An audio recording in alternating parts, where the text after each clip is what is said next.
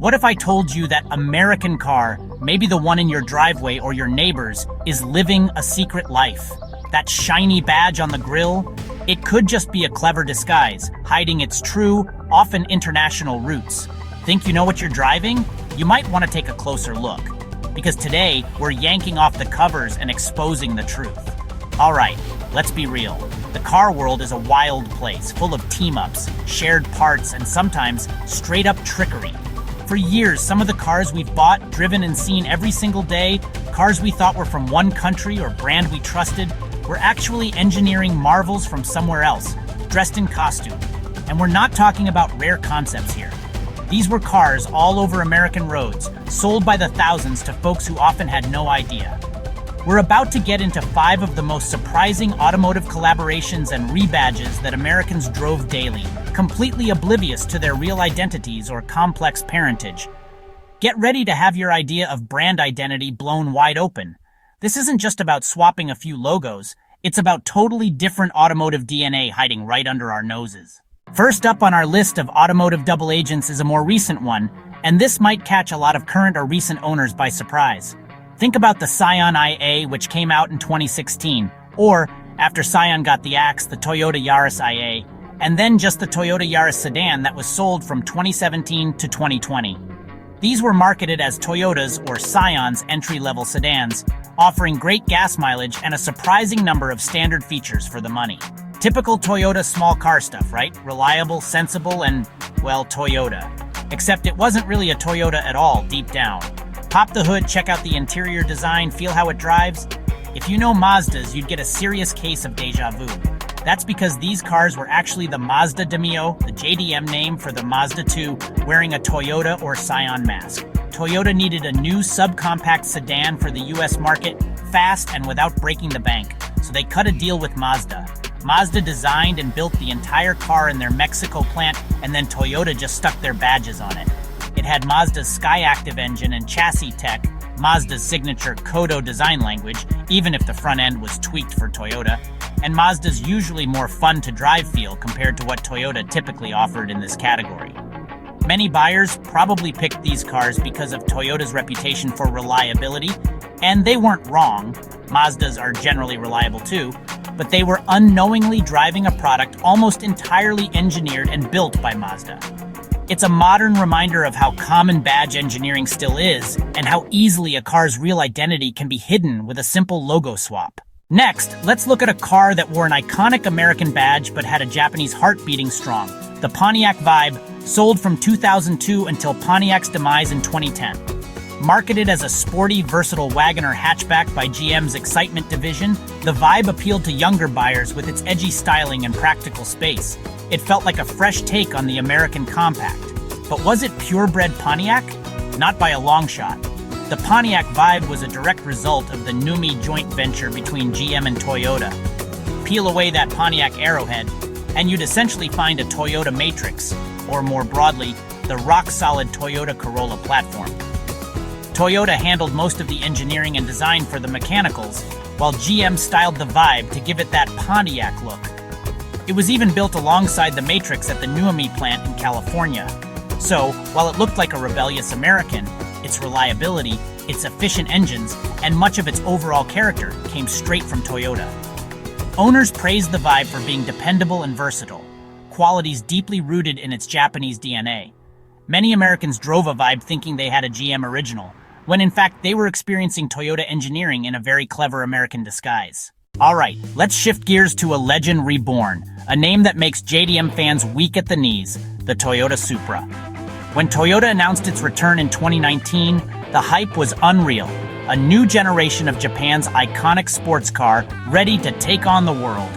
It looked aggressive, promised incredible performance, and wore that magical Supra badge. Surely this was pure Toyota innovation from the ground up, right? Hold on to your racing gloves.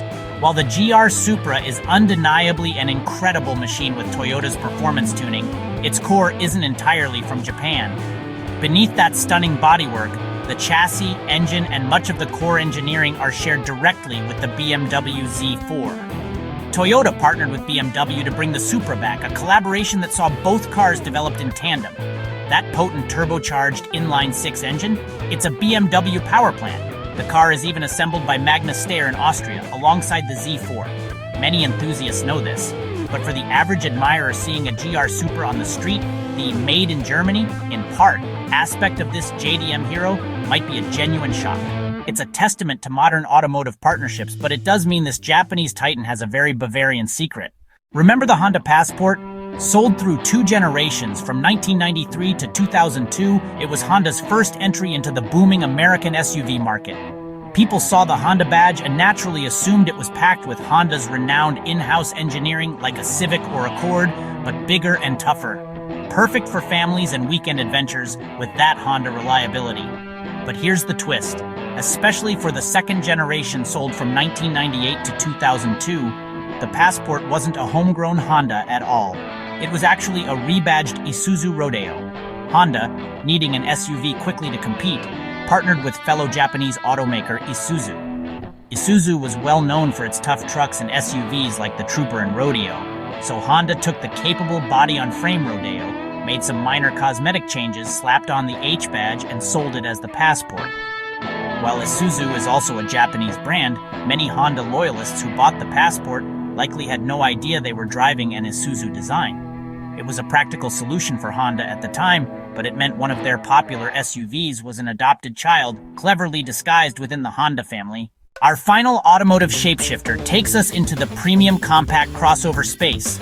Consider the Infiniti QX30, which graced showrooms from 2016 to 2019. Infiniti, as Nissan's luxury division, is known for its Japanese craftsmanship and distinct styling. The QX30 definitely looked the part, with its swooping lines and upscale interior, aiming to attract younger luxury buyers. It was presented as a pure Infiniti, through and through. However, if you dug a little deeper, you'd find some surprising European DNA. The Infiniti QX30 was the result of a partnership between Renault Nissan and Daimler AG, Mercedes-Benz's parent company.